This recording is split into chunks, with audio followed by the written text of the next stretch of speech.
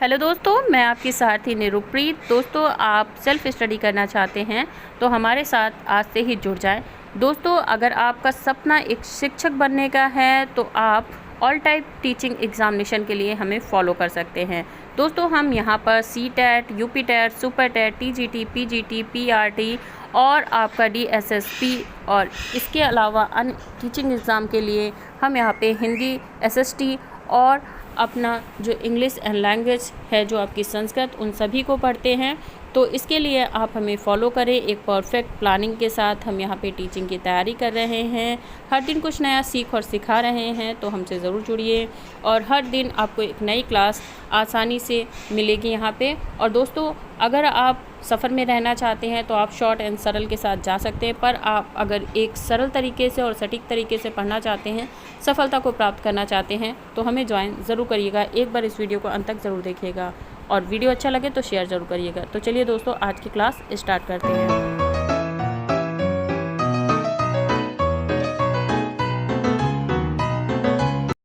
Hello दोस्तों, आज हम पढ़ेंगे शब्द भेद में रूप प्रयोग के आधार पर विकारी और अविकारी शब्द। जी हाँ दोस्तों, सबसे ज़्यादा जो आपके क्वेश्चंस आते हैं और जो जहाँ पे आप सबसे ज़्यादा गलतियाँ करते हो वो होती हैं विकारी शब्द और अविकारी शब्द। तो ये हम जानेंगे कि क्या है विकारी शब्द और क्या है अविकारी शब्द और इनको कैसे पहचानते हैं। ज़्यादातर किसी भी परीक्षा में जो आपसे प्रश्न पूछे जाते हैं वो आपसे विकारी शब्द और अविकारी शब्द पूछे जाते हैं। अब उन्हें आपको पहचानना होता है, पर आप क्या करते हो, उन्हें पहचान नहीं पाते हो क्योंकि आपको पूर्णतः यह जानकारी नहीं होती है कि ये किसके भाग है, कहाँ से हैं, क्या है क्या नहीं है। हालांकि हम सभी ने संज्ञा, सर्वनाम, विशेषण, क्रिया पढ़ रखा है, उसके बाद भी हम इन्हें पहचान नहीं पाते हैं। तो चलिए दोस्तों, आज के इस वीडियो में हम पहचानना सीखेंगे क्या है विकारी और क्या है अविकारी शब्द, इन्हें भी जानेंगे। परंतु दोस्तों, अगर आप वीडियो पहली बार देख रहे हो, चैनल पर न्यू हो और अभी तक के आपने हमारे चैनल को सब्सक्राइब नहीं किया है तो सब्सक्राइब करते हुए चलिएगा, ताकि ऐसे ही इंटरेस्टिंग वीडियो आपको मिलते रहें। जैसे कि दोस्तों, मैं हर बार कहती हूँ कि आपको सरल तरीके से सटीक पढ़ना है, सारा नहीं पढ़ना है। शॉर्ट और सरल तो बिल्कुल भी नहीं पढ़ना है, क्योंकि दोस्तों जब भी आप शॉर्ट और सरल पढ़ते हो, आप यकीन मानिए आप अपनी सफलता से 4 कदम पीछे हो जाते हैं। तो चलिए दोस्तों, शुरू करते हैं विकारी शब्द। दोस्तों, विकारी शब्द क्या है? वे शब्द जिनमें संज्ञा, सर्वनाम, विशेषण और क्रिया का बोध हो, वे सभी जो हैं विकारी शब्द होते हैं। और अविकारी शब्द दोस्तों वे होते हैं जो अवयव होते हैं। अवयव क्या है? इन पर किसी भी प्रकार के लिंग भेद या फिर भाव का जो परिवर्तन है तो वो नहीं होता, वे अवयव माने जाते हैं। क्रिया विशेषण हो, संबंध हो, समुच्चय हो, विस्मयवादक, बोधक हो या निष्पत्त हो, तो ये सभी जो है आपके आ जाते हैं अविकारी में। ठीक है, अब यहाँ पे बात करते हैं विकारी शब्द की। तो विकारी शब्द क्या है दोस्तों? देखिए, संज्ञा, सर्वनाम, विशेषण और क्रिया, इनको डायरेक्टली क्वेश्चन भी आते हैं दोस्तों। इनसे डायरेक्ट क्वेश्चन पूछ लिए जाते हैं कि संज्ञा के कितने भेद हैं, या आपको ऑप्शन दे दिया जाएगा कि इनमें से कौन सा संज्ञा का भेद नहीं है। सर्वनाम के भेद पूछ लिए जा सकते हैं आपसे, या पूछा जा सकता है कि सर्वनाम पहचानना है। अब क्या होता है, सबसे ज़्यादा जटिल प्रश्न पत्र आपको उस वक्त लगता है जब आप सारा कुछ पढ़ने के बावजूद भी आप उसे पहचान नहीं पाते। उसका मात्र एक रीज़न होता है, आपने शॉर्ट तरीके से, सरल तरीके से पढ़ लिया कि विकारी क्या होता है, अविकारी क्या होता है, हेडिंग पढ़ ली। पर दोस्तों, कभी भी जहाँ पे आप परीक्षा देने वाले हो, आपसे ऑप्शनल क्वेश्चन पूछे जा रहे हो, तो वहाँ पर आपकी ये शॉर्ट ट्रिक कभी काम नहीं आती है। हेडिंगों को याद करके आप वहाँ पे कुछ लिखने वाले नहीं हो, आपको पहचानना है। और यहाँ पे दोस्तों आपको ये नहीं है कि आपने आधा किया तो आपको आधा नंबर मिलेगा। नहीं दोस्तों, आपको मिलेगा या तो पूरा मिलेगा या तो बिल्कुल नहीं मिलेगा। ठीक है, तो इस हिसाब से आपको, इस वजह से मैं कहती हूँ कि हमेशा सटीक पढ़ें, ताकि आप जो है सफलता को प्राप्त करें, सरल और शॉर्ट के पीछे ना भागे दोस्तों। अब देखिए, जो हमारा विकारी शब्द है उसमें संज्ञा को सबसे पहले जानते हैं। आप सभी जानते हैं कि संज्ञा किसी व्यक्ति या विशेष के नाम को हम संज्ञा कहते हैं। ठीक है, किसी व्यक्ति विशेष के नाम को हम संज्ञा कहते हैं। अब बात करते हैं संज्ञा के शाब्दिक अर्थ की। तो शाब्दिक अर्थ क्या है? सम, धन, ज्ञा, यानी सम्यक ज्ञान करने वाला। अब किसी व्यक्ति या विशेष स्थान या भाव के नाम को हम संज्ञा कहते हैं। अब संज्ञा के जो लक्षण होते हैं, देखिए हमें यहाँ पे संज्ञा पहचानने को आएगी, हालांकि हम सभी ने पहले से पढ़ रखा है कि संज्ञा क्या, ठीक है, पर फिर भी हम एक बार पढ़ लेते हैं, क्योंकि जो चीज़ हमारे काम आने वाली है, हमें पहचानने में मदद करने वाली है, तो उसे मेरे ख्याल से सारा का सारा पढ़ना चाहिए बिना छोड़े, ठीक है। तो संज्ञा के प्रकार आप सभी को पता है कि व्यक्तिवाचक संज्ञा, जातिवाचक संज्ञा, भाववाचक संज्ञा, समूहवाचक संज्ञा और द्रव्यवाचक संज्ञा, ठीक है। अब व्यक्तिवाचक संज्ञा वे हैं जिनसे कि किसी भी व्यक्ति, त्यौहार, अब देखिए ज़्यादातर लोगों का अंदाज़ा क्या होता है कि व्यक्तिवाचक संज्ञा वह है जिससे किसी व्यक्ति का बोध होता हो, परंतु दोस्तों ये आपका वही, फिर मैं कहूँगी कि सरल ट्रिक वाला काम, कि जिससे किसी व्यक्ति का बोध हो। अब देखिए किसी प्रकार के व्यक्ति का बोध हो सकता है, आपका किसी त्यौहार का जो नाम है वो भी एक व्यक्तिवाचक है, नगर हो गया, देश हो गया, नदी हो गई, आपके मास हो गए, या फिर समाचार पत्र हो गए, पत्रिकाएं हो गई, पर्वतों के नाम हो गए, तो ये भी एक प्रकार के व्यक्तिवाचक संज्ञा में आपके आते हैं। उदाहरण में इसे समझने का प्रयास करते हैं उदाहरण से, तो देखिए नामों का जब बोध होता है तो वहाँ पे व्यक्तिवाचक होता है। अब वो नाम दोस्तों किसी भी प्रकार के हो सकते हैं, किसी व्यक्ति का हो सकता है, किसी स्थान का हो सकता है, किसी त्यौहार का हो सकता है, किसी ग्रंथ का हो सकता है ना, किसी नदी का हो सकता है, समाचार पत्र का हो सकता है, या फिर किसी पर्वत या झाड़ी का भी हो सकता है। तो कुल मिलाकर हम कह सकते हैं कि किसी भी प्रकार के नामों का जो बोध होता है या बोध होता है वहाँ पे, तो वहाँ पे आपका व्यक्तिवाचक संज्ञा होती है, ठीक है। उदाहरण से समझने का प्रयास करेंगे कि रमणीक खेल रहा है, यानी यहाँ पे रमणीक जो है एक व्यक्तिवाचक है। अब यहाँ पे इसी तरीके से अगला उदाहरण है, जयपुर के एक महानगर है, तो जयपुर एक महानगर है, यानी जयपुर एक स्थान का नाम है। वेद धार्मिक ग्रंथ है, तो वेद एक नाम है ग्रंथ का। और यमुना सूर्यास्त सुस्ती कहलाती है, सुत कहलाती है, तो यमुना जो है एक नदी है।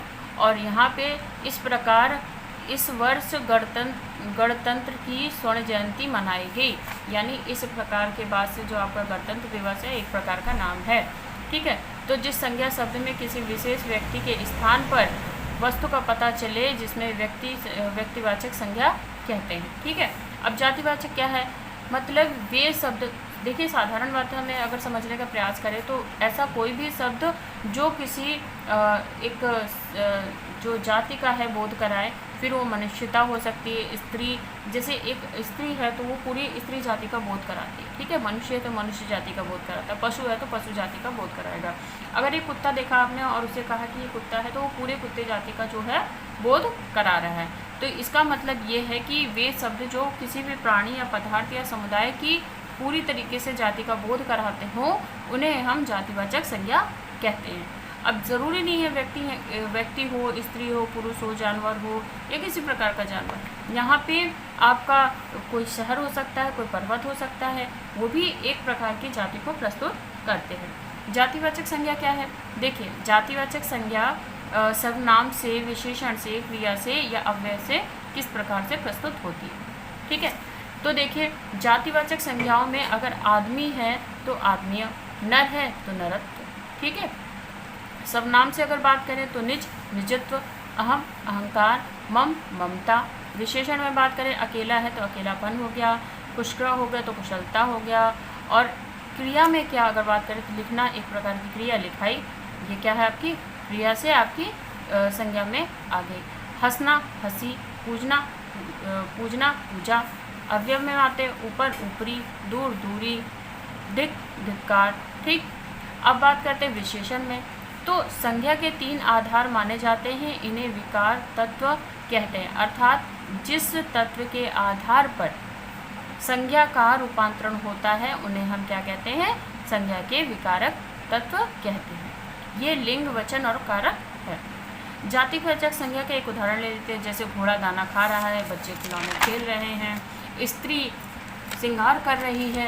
इस प्रकार से कई जो उदाहरण हैं जो हमारे जातिवाचक संज्ञा को प्रस्तुत करते हैं। देखिए भाववाचक संज्ञा क्या है, किसी भी प्रकार का गुण, दशा, स्वभाव, कार्य या फिर स्वभाव का जो बोध होता है वो हमारा भाववाचक होता है।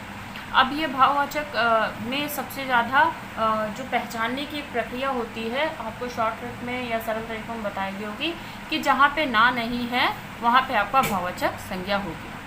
अब ये तो आपका एक पहचानने का हो गया, परंतु आप ये समझिए कि भाव है किस प्रकार का। देखिए, किसी प्रकार का गुणिया दोष हो सकता है, अवस्था हो सकती है किसी तरीके का, या फिर भाव हो सकता है। अब देखिए, मित्रता है, शत्रुता है, स्नेह है, ईर्ष्या है, दानवता है, मानवता है, तो ये एक प्रकार के गुणिया दोष हो गए। अवस्था क्या हो सकती है? लड़कपन हो सकता है, बचपना हो सकता है, बालपन हो सकता है, शैशवावस्था, बुढ़ापा, यौवन, कुछ भी हो सकता है। ठीक है यहाँ पे। और भाव क्या है? जैसे मीठा लग गया तो अपने का मिठास बहुत अच्छी है, उसमें कड़वाहट है, उसके आवाज़ में मधुरता है, उसमें धैर्य है, उसमें कठोरता है। तो ये एक प्रकार के क्या हैं आपके, ये भाव हैं। ठीक है। अब यहाँ पे कुछ जो भाववाचक संज्ञा है तो वो जातिवाचक से कैसे भाववाचक में आती हैं, उन्हें यहाँ पे हमने प्रस्तुत किया। तो इसे क्या है दोस्तों, आप अच्छे से देख लें। हालांकि मैं ये सारे पढ़ाऊँगी तो ये वीडियो लंबा हो जाएगा। बाकी जो यहाँ पे जो आपको नोट्स है वो हमारे टेलीग्राम ग्रुप पे आपको क्या है, ये सभी नोट्स की जो फ़ोटो PDF है वो आपको मिल जाएगी, और इजीली आप उसको क्या है नोट डाउन कर सकते हैं। तो पढ़ते समय हमेशा क्या है कि अपना पूरा फोकस पढ़ाने वाले पे रखें, ताकि आप जो है चीज़ों को समझ पाएँ। रही बात नोट्स की, तो आप वीडियो पॉज करके स्क्रीनशॉट ले सकते हैं आसानी से, या फिर टेलीग्राम ग्रुप ज्वाइन करके आसानी से जो है नोट्स प्राप्त कर सकते हैं। इसी प्रकार से क्रिया किस प्रकार से यहाँ पे परिवर्तित होती है, देखिए, जैसे लिखना है, ये क्रिया है, लिखाई भाववाचक हो गया। हंसना है, ये क्या है, क्रिया है, हंसी आपकी भाववाचक हो गई। गिरना एक क्रिया है, गिरावट आपकी भाववाचक हो गई। इसी तरीके से आपकी जो क्रिया है वो किस तरीके से भाववाचक में परिवर्तित होती है। ठीक है। अब आ जाते हैं अगले पे, यहाँ पे समुदायवाचक संज्ञा। तो जिन शब्दों में वस्तुओं अथवा प्राणियों के समूह का पता चले उसे हम समुदायवाचक कहते हैं। अब देखिए, जैसे सभा हो गई, सेना हो गई, भीड़ हो गई, संघ हो गया, दल हो गया, संगठन हो गया, या झुंड हो गया, मेला हो गया आदि, किसी भी प्रकार का जहाँ पे एक समूह जो है वो प्रस्तुत हो, वहाँ पे समुदायवाचक संज्ञा होती है। कक्षा में छात्र बैठे, कक्षा एक समूह है, क्योंकि कक्षा में एक बच्चे के बैठने से कक्षा नहीं बनती है, कक्षालय एक अपने आप में ही एक समूह है। द्रव्यवाचक संज्ञा क्या है? अब देखिए, द्रव्यवाचक जिन शब्दों में किसी भी तत्व या धातु अथवा पदार्थ का बोध होता है उन्हें हम द्रव्यवाचक संज्ञा कहते हैं। ठीक है। अब यहाँ पे द्रव्य आपका द्रव्य पदार्थ हो सकता है, धातु हो सकती है, या अन्य किसी प्रकार का कोई पदार्थ हो सकता है। अब गेहूँ, धान, जौ, मक्का, ज्वार। अब पहचानने में दिक्कत क्या होती है, जब आपसे ये बोल दिया जाता है कि 2 किलो घी दो। ठीक। अब वहाँ पे आप संख्यावाचक लगा रहे हो, द्रव्यवाचक भी लगा रहे हो। अब यहाँ पे अगर आपसे संख्यावाचक आपका वहाँ नहीं दे रखा है, तो आपका अंडरलाइन भी करके रखा है, और आप वहाँ पे संख्यावाचक लगा रख के आते हो, तो जाहिर सी बात है आपका गलत हो जाएगा। तो यहाँ पे द्रव्यवाचक में जैसे 2 किलो घी दो, तेल मत फैलाओ, तो यहाँ पे जो भी किसी तरीके का कोई भी उदाहरण, तो वहाँ पे जो यहाँ पे किसी प्रकार की जो द्रव्य है या धातु है या अन्य है, तो आप पहचान। द्रव्यवाचक में अगर घी, तेल, सोना, चांदी आपसे बोला गया तो आप पहचान लेते हो। जब अन्य की बात आती है, जहाँ पे गेहूँ, जौ, चावल, मक्का, ज्वार, दालें या किसी प्रकार के खाद्य पदार्थ को लिया जाता है, तब आप जो है वहाँ पे द्रव्यवाचक नहीं लगा पाते, क्योंकि आप उसे धातु या द्रव्य से नहीं जोड़ते। ठीक है। इससे आपका जो प्रश्न है वो हमेशा जो है आप उसका उत्तर जो है गलत टिक करके आते हो। अब कुछ बातें हैं जो हमें ध्यान रखने योग्य होती हैं। ठीक है। तो यहाँ पे है कि समुदायवाचक और द्रव्यवाचक संज्ञाएं जातिवाचक उपमेय बताते हैं, जिन तत्वों के आधार पर आप संख्या का स्थानांतरण उन्हें विकार तत्व कहते हैं। ठीक है, विकारक। अब कुछ संज्ञा शब्द जैसे हैं प्राणीवाचक होते हैं, कुछ अप्राणीवाचक होते हैं। प्राणीवाचक जैसे लड़का, आदमी, तोता, सुनील, स्वीटी, है ना। अब अप्राणीवाचक क्या है? किताब है, मकान है, दुकान है, पत्थर है, पंखा है। कुछ संख्या जो होती है गणनीय होती है, कुछ अगणनीय होती है, जैसे युवा है, आम है, पेज है, इन्हें गिना जा सकता है, परंतु हवा, प्रेम, पानी, दूध, ये एक तरीके के इन्हें नहीं गिना जा सकता। संख्या पद में जो पर सर्गों का अधिकांशतः प्रयोग किया जाता है वो क्या होते हैं? इस तरीके से होते हैं, महावीर ने भोजन किया। ठीक है। अब अगले पे आ जाते हैं, आगे बढ़ते हैं। संज्ञा पद वाक्य में कर्ता, कर्म और पूरक। अब क्या है कि विवेक पढ़ रहा है तो ये करता है, अनिल अफसर है, ये एक पूरक है, महावीर आम खा रहा है तो ये कर्म कर रहा है। ठीक है, यानी खा रहा है ये कर्म कर रहा है, अफसर है ये पूरक है, और कर्ता क्या है? विवेक। ठीक है, तो विवेक, अफसर और खा रहा। ठीक, ठीक है ना। अब संज्ञा शब्द में पहले विशेष का प्रयोग हो सकता है, जैसे चांदनी, रात, मीठा, आम, सफ़ेद, कुर्ता, सुंदर, नारी। तो यहाँ पे इस तरीके से प्रयोग हो गया। तो यहाँ पे हमने संज्ञा के जो भेद थे वो सभी खत्म कर लिए, संज्ञा को बहुत अच्छे से पढ़ लिया दोस्तों। अब अपकमिंग वीडियो में दोस्तों हम यहाँ पे सर्वनाम को अच्छे से पढ़ेंगे और सर्वनाम के सभी चीज़ें ख़त्म करके हम विशेषण को और फिर उसके बाद दोस्तों हम यहाँ पे क्रिया को पूरा अच्छे से पढ़ेंगे। तो दोस्तों मैं हमेशा कहती हूँ कि आप सरलता से तो पढ़ें, पर आप कभी सरल या शॉर्ट ना पढ़ें, क्योंकि सरल शॉर्ट हर वक्त आपके काम नहीं आने वाला, आपकी सफलताओं में आपका सहयोग नहीं करने वाला। तो इसलिए आपको क्या करना है कि सबसे पहले आपको ये जानना है कि आपके लिए क्या ज़रूरी है। ठीक है, तो अगली वीडियो में दोस्तों हम सर्वनाम विशेषण को पढ़ेंगे, फिर इसके बाद हम पढ़ेंगे क्रिया को, और अंत में दोस्तों हम इससे महत्वपूर्ण जुड़े हुए प्रीवियस ईयर के जो पेपर में प्रश्न उत्तर आए हैं उनको लेकर आएंगे, तो उनको ज़रूर देखिएगा। और दोस्तों हर एक चीज़ को समझना बहुत ज़रूरी है, क्योंकि बिना समझे आप किसी भी एग्ज़ाम को क्रैक नहीं कर सकते। आपको पता होगा कि पहले टाइम में क्या होता था, लोग पेपर के लिए नोटिफिकेशन आता था, उसे फिल करते थे, उसके बाद भरते थे और फिर पढ़ते थे। परंतु दोस्तों आज का वक्त जो है वो बदल चुका है। आज के दौर में आपकी नोटिफिकेशन जब भी आती रहे उसका इंतज़ार करिए, बेशक करिए, परंतु पढ़ना जो है पहले शुरू करिए, क्योंकि आजकल तैयारी पहले है और उसके बाद आपकी जो जंग है वो जारी होनी चाहिए। क्योंकि पहले जैसा नहीं है कि युद्ध की घोषणा कर दी गई फिर हथियारों को लिया गया तो युद्ध पे आप विजय प्राप्त कर सकते हो। नहीं दोस्तों, आज के वक्त में आपको युद्ध के लिए हमेशा तत्पर तैयार रहना है और अपनी जो तैयारी है वो कभी भी नहीं छोड़नी है। मैं हर बार कहती हूँ कि आपको सरलता से पढ़ना है, सटीकता से पढ़ना है, ताकि आप सफलता को प्राप्त कर सको। तो इसलिए दोस्तों पढ़ते ज़रूर रहिए, क्योंकि जब तक कि आप पढ़ोगे नहीं, आगे बढ़ोगे नहीं, सफलता को प्राप्त करोगे नहीं, तो हमेशा पढ़ते रहिए। और ऐसे ही अच्छी डिटेलिंग से हिंदी पढ़ने के लिए और सटीक तरीके से महत्वपूर्ण चीज़ों को पढ़ने के लिए करना कुछ भी नहीं है, थोड़ा सा मेरा मोटिवेशन बढ़ाना है इस वीडियो को लाइक एंड शेयर करके, और इस चैनल को सब्सक्राइब करना है ताकि आपको अपकमिंग वीडियो की नोटिफिकेशन दोस्तों मिलते रहें। और इसके बाद दोस्तों ये 10 दिन में हमारी जो हिंदी का पूरा कोर्स है अच्छे तरीके से सटीक तरीके से समाप्त हो जाएगा। इसके बाद दोस्तों यहाँ पे आपको बहुत ही इंटरेस्टिंग तरीके से, चित्रकारी तरीके से आपको यहाँ पे ज्योग्राफी पढ़ाई जाएगी। तो उसके लिए दोस्तों आपको इस चैनल पे बने रहना है, हमें ज्वाइन करना है, और आगे ऐसे ही वीडियो के लिए ज्वाइन करने के लिए सब्सक्राइब करना बिल्कुल मत भूलिए।